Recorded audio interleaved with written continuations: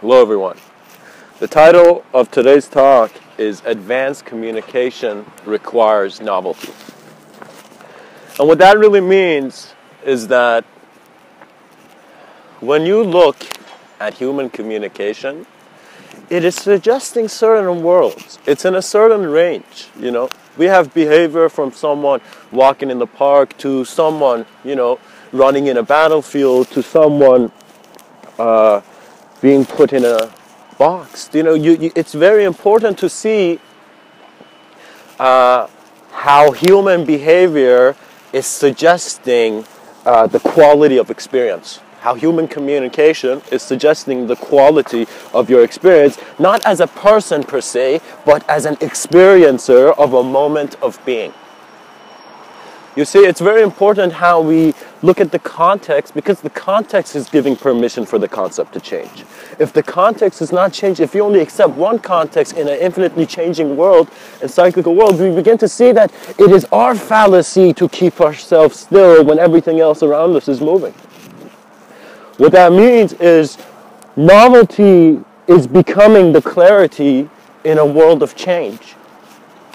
And novelty is that moment where you are letting go of the form that is constantly changing.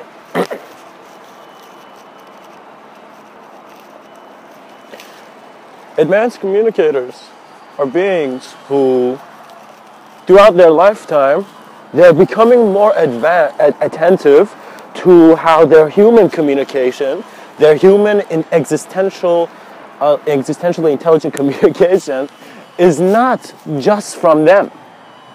So you're beginning to see that the tree is not a living alone just as a tree. Its roots are in a different soil, in a different dimension of being kept. What that means is it's as if the external growth is vertical, and it might have even internal roots, but again, the truth is of a different dimension of experience.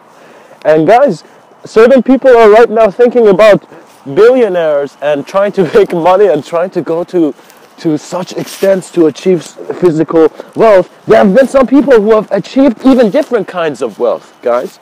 There are beings in India such as Siddhis, or Siddhas, if I'm saying that right, such as Siddhas, and these in a sense, yogis have an ability to work beyond physical manifestation. Do you see?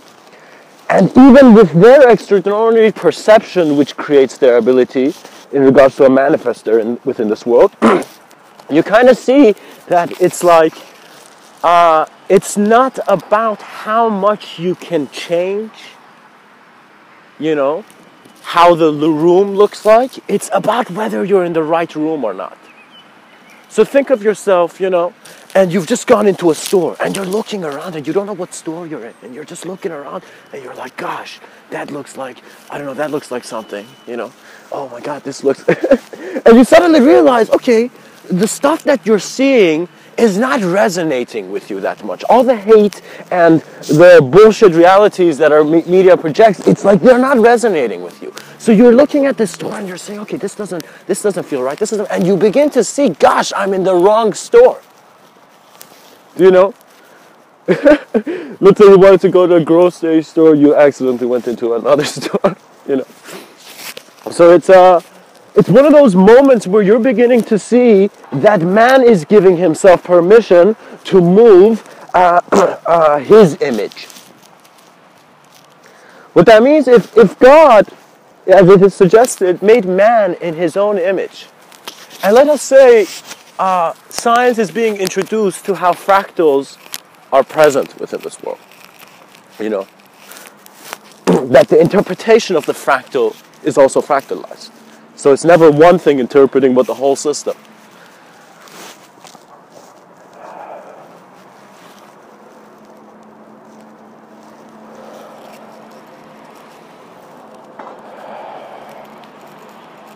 To not get too off topic, as you become aware of what life is, how you're alive throughout the day, you gain a clarity in not bringing a self-talk in your mind or have it be absorbed from the environment to constantly think of an isolation that is just your interpretation.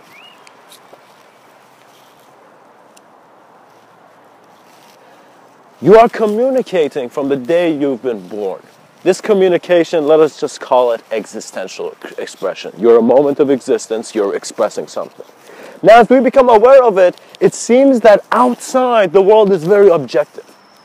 But as we begin to, in an instant, just turn around and just look at what could be potentially within, we begin to see that we are found in a subjective atmosphere where a self is being considered. An I, an individual, a certain range of memories which give us comfort to activate a certain sense of self. A certain stream of memories activating a certain sense of self, you know.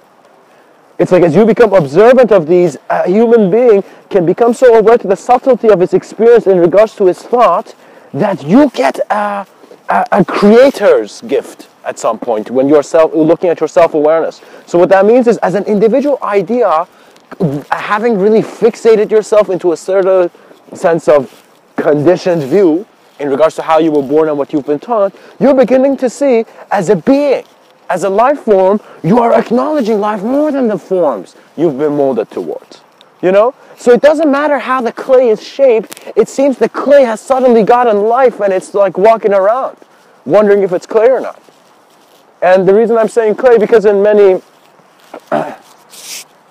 I believe religious texts, it is suggested that man was clay and then he was sparked with life. And of course, Mr.Within has observed thought to a point to realize that every thought is purposeful as it is. What that means is, on some level, we as human beings are acknowledging that we're more than ideas, so we're developing a tough attitude to life, but at the same time, we are seeing that because we are the one putting the life in the idea, so why not put a peaceful projection rather than a projection that is being changed by a lack of peacefulness in its environment? It's like the self-awareness is collective in its depth, where form is becoming clear, just like a mirror being polished,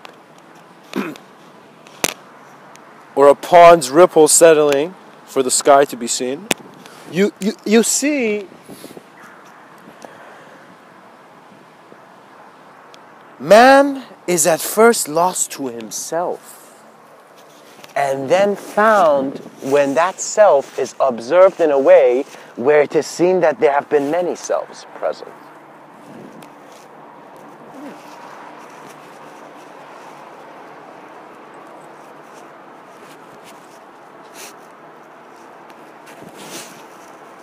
It is actually a very interesting phenomena that many beings do not recognize, but the manifestation into an individual body is actually giving you an understanding beyond individuality. So what you are usually working with, your knowing is beyond, no? So when you hold a pencil to write your name on something, you begin to suddenly see your intelligence is that which is giving that manifestation. You give shape by your communication. Some of these shapes are based on how you have communicated in certain moments and certain experiences and how you're still relating to those. Mankind must realize that he is not looking for a new mask or a new face. You're not looking to find something very Superman-ish. You are just looking at this life intelligence and for a second getting rid of anyone else's voice and just being observant of what you are. To wonder of what the world is, was, and can be. And to do it with an existential clarity. So when you're alone, you cannot tell yourself a lie. That is why man is honest, his nature is honest. Because when you're alone, you cannot tell a lie. You're always observing yourself. Even when you're doing a wrong action or even when you're doing a right action. You're always observing yourself. And so sincerity is how much this observance of the body, the objective experience, that is just being flowed, if I can say in such a way. What that means is it's very hard to explain to some people how you can't see the wind, but you feel it. How there is an intuitive intelligence within man that knows, oh my God, there's more than this objective thing going on, obviously. You know? And so you kind of see, we need to create room for beings to be able to comfortably express themselves. You need to think about it in a way where whoever's alive right now and able to understand my voice, you are so much ahead than kids who have not been born yet. Do you know? Trust me, compared to them, you have a PhD degree in manifestation. Do you know? But as you are alive now, you must begin to think that you are representing human understanding at your age or at your presence. And this human understanding is simultaneously being observed by an intelligence that does not need form to understand. It doesn't need to stand under something. It doesn't need to worship anything else other than the origin of self-awareness. Do you see? Which is omniscient. I have found many things to be communicated in certain books, and later on it's as if the book had it right, but it didn't understand why it had it right. Do you know?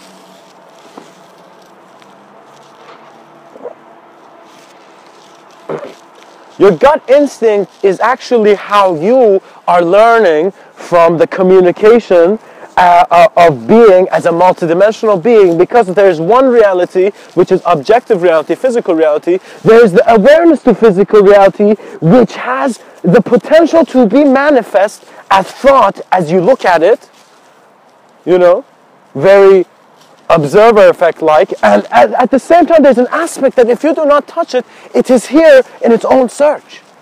What that means is the minute I stopped trying to save the world I really saw the world.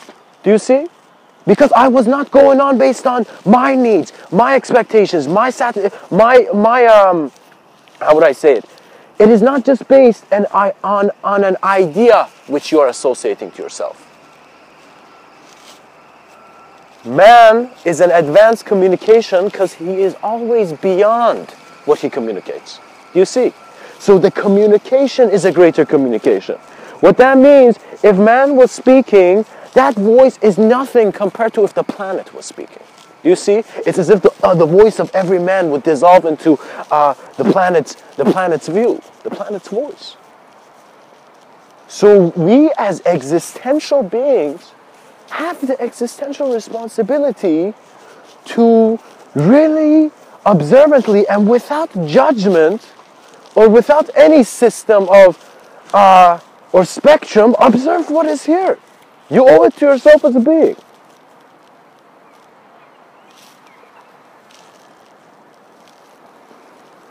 And so, perhaps you may find yourself having walked in a park where you are seeing nature has a voice that could never be annoying. Nature has some quality that gives you a depth in what life really means. Because you need to see, in the way the human apparatus is and the human experience is, we are trying to become certain by external reality and its changes. But we're not aware that there's this multidimensional sense of self-awareness that is only multidimensional to an individuation, but collectively nothing, in a sense, but omnipresent, as in no thing. You kind of see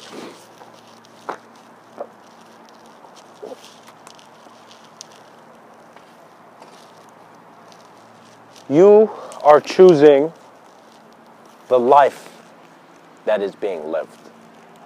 And when I say you, this is not a choice by Bob, if you think, you're an idea with a certain range of personalities. This is a choice coming from the intelligence of the whole plane of existence, in the sense that man sees that he is a child of manifestation. And as you are the whole manifestation is always embraced.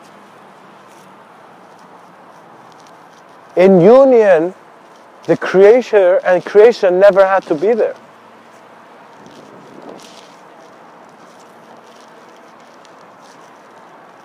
In reunion, they were lost to the, in a sense, cosmic romance. The human experience will gain some amazing tools, which will become how he's being aware of his perception, and how it is not just like you're seeing only the things you're walking around, you know?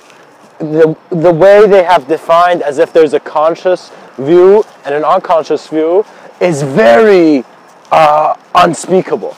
Nobody can tell you that.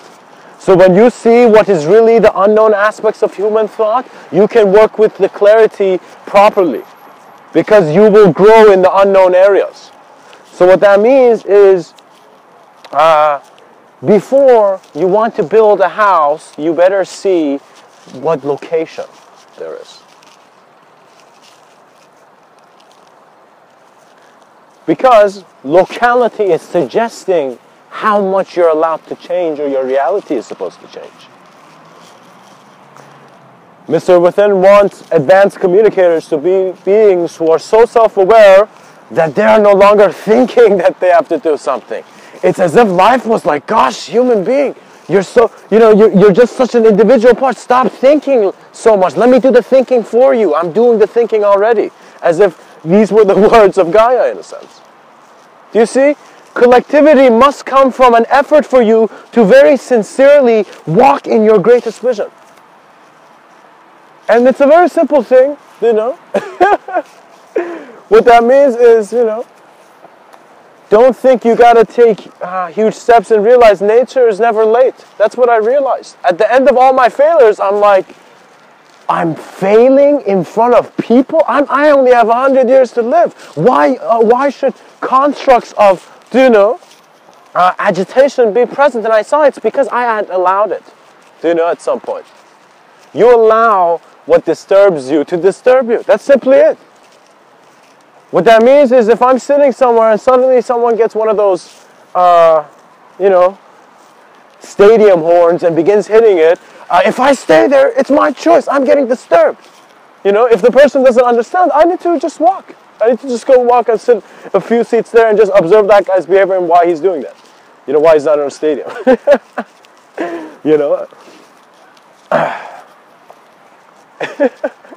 And if you wanted to take an entrepreneur approach, we'd probably sell him stadium tickets. So pretty much, guys, it is very important to see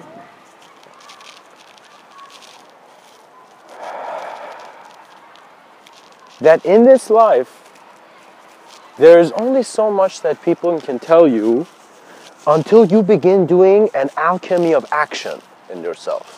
The concept of alchemy back in the day was the suggestion of an innate and internal transformation, in the sense that whether it was mercury or lead turning into gold, it turned as if the whole nature of the thing changed as it transformed. So when we're looking at the nature of transformation, the human being is situated very interestingly and very transcendentally. As if this self-awareness is present here, and just like how you can move the pieces of a Rubik's Cube, if you move certain ideas that are limiting you, you can have a great potential in how you will allow yourself to experience your moment. What that means is Mr.Within wants human beings not thinking their bodies to then go get lost in worlds that were never there, but to, in a sense, become aware that they are the intelligence, that is the awareness, that is the observance of the body. What that means is, when we see that we have a novel moment, when we see that we have a new experience, when man sees that the world for him has become so individualized and so focused to a point where he can walk in such a way, you can go to the park when there's stars, doing whatever they're doing, beyond that stratosphere. It's very important to see that there will come a moment that you will no longer see and need to individualize, for you are collectively flowing.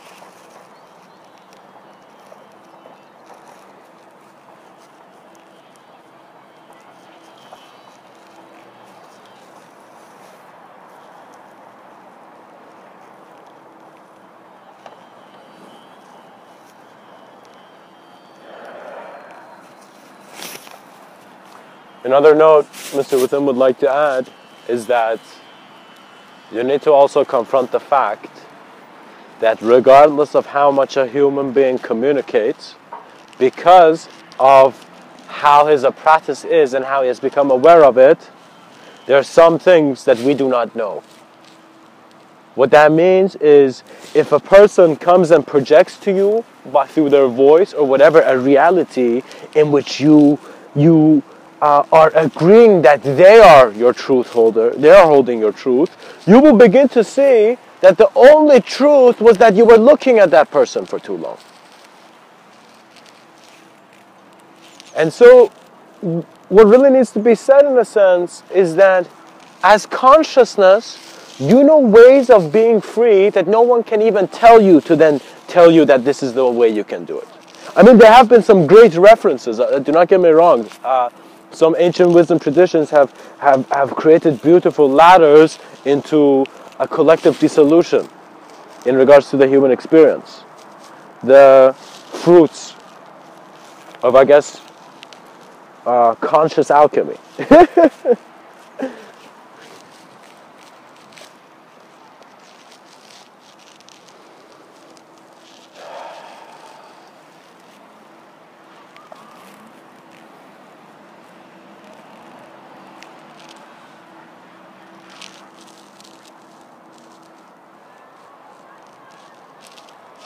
As novelty is found within the eyes of the advanced communicator, you will begin to see that your orientation is becoming more based on an observer sense rather than a being who's constantly in a certain flux of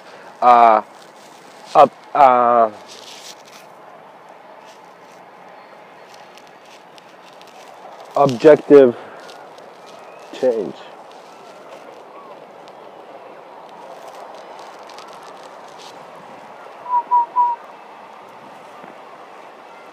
As reality is introduced anew, you will become the creator, which needs to be understood to be a natural one and a collective one. Do you know? So it's not that you're trying to be polite or you're trying to do the right things to go to the right place. You as a being are being aware of how you are present in this world. And there is no reality which can prevent your search. Nobody knows. And that is why the intelligence is all-knowing. Because in a sense, no body knows, but the awareness to the body, the intelligence of the breath of the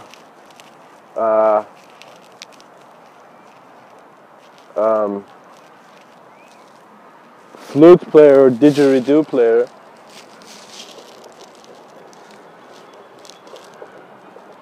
and the intelligence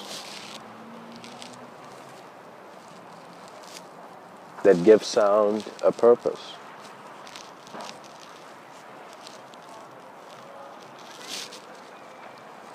To be honest, you really need your own silence, stillness, and deep self-contemplation in a sense of solitude. That is the greatest and one of the most healthiest things that I found the human being can do in regards to being more aware of the human experience. I mean, your life probably is giving you certain experiences that are beyond the objectivity that you see, and I think that's why you might have gravitated towards my talks. But it's very important to see that we are not saying that we want to ignore this place to go to that place, and we want to, we're just in that place and we were never in this place. Even though these frameworks somehow are projected in the mystic's vision, but they are never the absolute. The absolute is when all questions and answers are surrendered within one moment of being. And you will gain a transcendental experience where you will see, wow, this whole time, I mean, think of it this way, guys. For me, it was this kind of experience. It was as if right now, who I am, the way I'm thinking and the access to memory I have, let's just say simultaneously right now, there was an aspect of me which had always been part of my intelligence, but because I was only considering the physical body, I wasn't seeing this presence of mine. And so think of it as if I suddenly begin to see this aspect of my own presence, which is as if this vision I've had, as if how would I say it? It's as if my perception was never in an individual body. It was in everything that was within my moment. Because the knowing came. Everything came in regards to a view beyond the self that I had considered. When your orientation changes based on a drop of spirituality hitting your forehead, you begin to see that the achievement of man was to move so beyond terminology and language, in the sense that he was a greater sense of being, living. Do you see?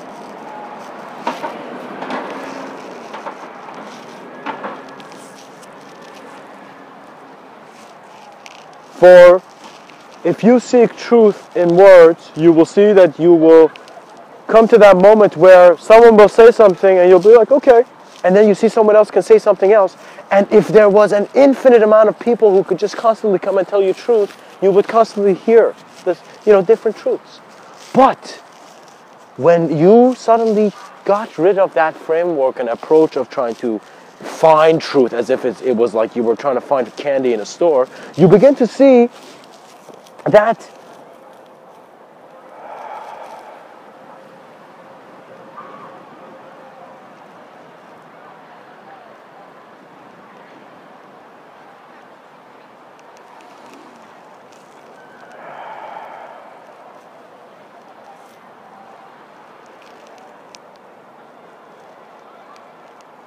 you see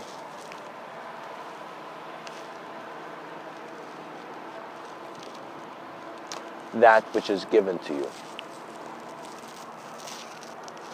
And as you wonder of why you have been given in such a way, as you wonder why you have been made in such a way to have such a unique tone of voice, to have such a unique combination of ideas, to say these words now, you see the being is studying the moment that is defining everything. And so when one finds the end and observes it and sees that he can, just like the end, observe the beginning, the being's intelligence is beyond that physical framework in which a limited body is being very, very, very, like, unnecessarily focused, like being focused on, you know?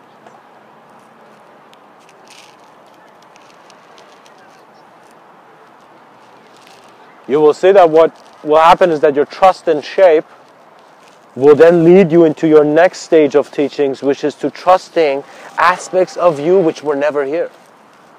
So as if you were in your mind considering, if I was to do this, what kind of person would you be, you would see that you would, in a sense, be able to get rid of it. That regardless of what amount of work you did, in an instant you would let go of it, perhaps like how a tree lets go of a fruit the minute it's being taken.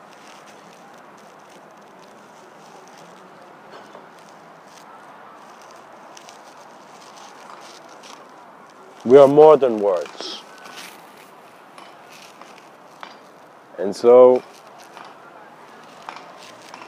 the next step is up to you to transcend. Much blessings and namaste.